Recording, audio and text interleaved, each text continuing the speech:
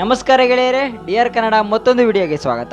North ಕೊರಿಯಾದಲ್ಲಿ Kim Jong ಅಷ್ಟೊಂದು ಕಷ್ಟ ನರಕ ತೋರಿಸಿರು ಪ್ರಪಂಚದ ಬೇರೆ ದೇಶದವರು ನಾರ್ತ್ ಕೊರಿಯಾ ಮೇಲೆ ಯುದ್ಧ ಮಾಡಿ ಅಲ್ಲಿನ ಜನಗಳಿಗೆ ವಿಮುಕ್ತಿ ಕೊಡ್ಬೋದಲ್ಲ ಅಂತ ನಿಮಗೆ ಡೌಟ್ ಬಂದೇ ಇರುತ್ತೆ. ಅದು ಕರೆಕ್ಟೇ. ಈಗ ಪ್ರಪಂಚದಲ್ಲಿ ನಾರ್ಮಲ್ ದೇಶಗಳಿಗೆ ಏನಾದರೂ ಕಷ್ಟ ಬಂದರೆ ಬೇರೆ ದೇಶದವರು ಹೆಲ್ಪ್ ಮಾಡ್ತಾರೆ, ಇಲ್ಲ ಆ ದೇಶನ ಆಕ್ರಮಣ ಮಾಡೋದಕ್ಕೆ ಪ್ರಯತ್ನ ಮಾಡ್ತಾರೆ. ನಾರ್ತ್ ಕೊರಿಯಾದಲ್ಲಿ ಅಷ್ಟೊಂದು ದಾರುಣ ಪರಿಸ್ಥಿತಿ ಇದ್ರೂ ಅಮೇರಿಕಾ, ಇಂಡಿಯಾ ಇನ್ನು ಬೇರೆ ಬೇರೆ ದೇಶದವರು ನಾರ್ತ್ ಕೊರಿಯಾ ಮೇಲೆ ಯುದ್ಧ ಮಾಡೋಕ್ಕೆ ರೆಡಿ ಇಲ್ಲ. ಅಲ್ಲ, ನಾರ್ತ್ ಕೊರಿಯಾ ಅಂದರೆ ಭಯ. ಯಾಕಂದರೆ ಅಲ್ಲಿರೋದು ಸೈಕೋ ಕಿಮ್ ಜಾಂಗ್. ಹಂಗಂತ ನಮ್ಮ ಇಂಡಿಯಾದಲ್ಲಿ ಬಾಂಬ್ಸ್ ವೆಪನ್ಸ್ ಇಲ್ಲ ಅಂತಲ್ಲ.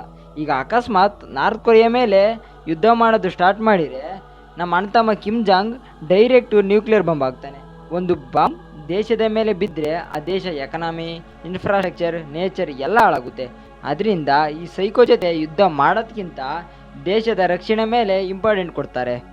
ಅಲ್ಲ, ಈ ಕಿಮ್ ಜಾಂಗ್ ಹತ್ರ ಯುದ್ಧ ಮಾಡೋಕ್ಕೆ ಇಷ್ಟೊಂದು ಭಯ ಬೀಳ್ತಾರಲ್ಲ, ಅವನ ತಗಿನ್ನೆಂಥ ನ್ಯೂಕ್ಲಿಯರ್ ಬಾಂಬ್ಸ್ ಇದ್ದಾವೆ ಅಂತ ಈಗ ನೋಡೋಣ ಬನ್ನಿ.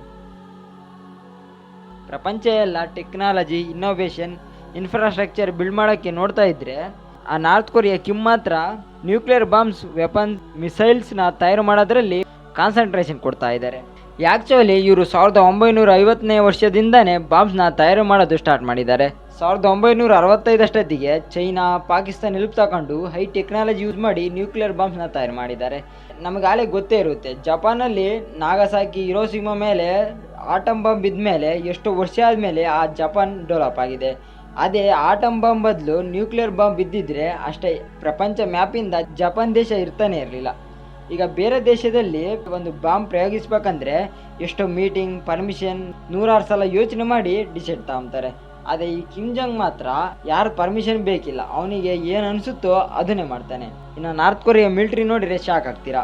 ನಾರ್ತ್ ಕೊರಿಯಾದಲ್ಲಿ 10 ಮಿಲಿಯನ್ಗೂ ಜಾಸ್ತಿ ಆ್ಯಕ್ಟಿವ್ ಆರ್ಮಿ ಫೋರ್ಸ್ ಐತೆ. ಅದಕ್ಕೆ ಕಾರಣ ಅಲ್ಲಿರೋ ಜನ ಫಸ್ಟ್ ಆರ್ಮಿಯಲ್ಲಿ ಜಾಬ್ ಮಾಡಿ ಅವ್ರು ಬೇರೆ ಜಾಬ್ನ ಮಾಡ್ಬೇಕಂತ ರೂಲ್ಸ್ ಸಿಕ್ಕಿದ್ದಾರೆ. ನಾರ್ತ್ ಕೊರಿಯಾಗೆ ಇರೋ GDPಯಲ್ಲಿ ಶಾನೆ ಮಿಲಿಟ್ರಿಯಲ್ಲಿ ಇನ್ವೆಸ್ಟ್ ಮಾಡುತ್ತೆ. ಈಗ north Korea friends and enemies ನೋಡಿದರೆ ನಾರ್ತ್ ಕೊರಿಯಾ ಟ್ರೂ ಫ್ರೆಂಡ್, ಚೆಡ್ಡಿ ದೋಸ್ತ್ ದೇಶ ಯಾವುದು ಅಂದರೆ ಚೈನಾನು ನಾರ್ತ್ ಕೊರಿಯಾ ಯಾವಾಗಿಂದನೋ ಫ್ರೆಂಡ್ಶಿಪ್ ಮೇಂಟೈನ್ ಮಾಡ್ತಾ ಇದೆ. ನೆಕ್ಸ್ಟು ಪಾಕಿಸ್ತಾನ್, ರಷ್ಯಾ ದೇಶಗಳು ಲೈಟಾಗಿ ನಾರ್ತ್ ಕೊರಿಯಾ ಜೊತೆ ಫ್ರೆಂಡ್ಶಿಪ್ ಐತೆ. ನಾರ್ತ್ ಕೊರಿಯಾಗೆ ಫ್ರೆಂಡ್ಶಿಪ್ಗಿಂತ ಎನಿಮೀಸ್ ಜಾಸ್ತಿ ಜನ ಇದ್ದಾರೆ. ಅಮೇರಿಕಾ, ಸೌತ್ ಕೊರಿಯಾ, ಜಪಾನ್ ಈ ಥರ ಎಷ್ಟೋ ದೇಶಗಳು ಚಾನ್ಸ್ ಸಿಕ್ಕಿದ್ರೆ ಸಾಕು ಕಿಮ್ ಜೊತೆ ಯುದ್ಧ ಮಾಡೋಣ ಅಂತ ಟ್ರೈ ಮಾಡ್ತಾ ಇದ್ದಾವೆ. ನಾರ್ತ್ ಕೊರಿಯಾ ಮೇಲೆ ಯುದ್ಧ ಮಾಡೋ ಪರಿಸ್ಥಿತಿ ಬಂದರೆ ಯುದ್ಧ ಮಾಡಬೇಕಾದ್ರೆ ಡೇಂಜರಸ್ ವೆಪನ್ಸ್, ಬಾಂಬ್ಸ್ನ ಯೂಸ್ ಮಾಡಬೇಕಾಗುತ್ತೆ. ಅದರಿಂದ ಕೋಟಿಗಟ್ಟಲೆ ಪ್ರಾಣ ನಷ್ಟ ಆಗುತ್ತೆ. ಈಗ ಡೆವಲಪ್ ಆಗಿರೋ ಕಂಟ್ರೀಸು ಅವ್ರದ್ದು ಇನ್ಫ್ರಾಸ್ಟ್ರಕ್ಚರ್, ನೇಚರ್ ಮತ್ತು ಎಲ್ಲ ಡ್ಯಾಮೇಜ್ ಆಗುತ್ತೆ.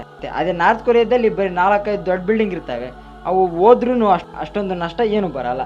ಅದರಿಂದ ಎಲ್ಲ ದೇಶಗಳು ಫಸ್ಟ್ ಪ್ರಿಯಾರಿಟಿ ಅವರ ದೇಶ ಡೆವಲಪ್ಮೆಂಟ್ ಆ್ಯಂಡ್ ಸೇಫ್ಟಿಗೆ ಇಂಪಾರ್ಟೆನ್ಸ್ ಕೊಡ್ತವೆ. ನಾರ್ತ್ ಕೊರಿಯಾ ಬಗ್ಗೆ ಇನ್ನು ಬೇರೆ ಬೇರೆ ವೀಡಿಯೋಸ್ ಬೇಕಂದರೆ ಕಮೆಂಟ್ ಮಾಡಿ.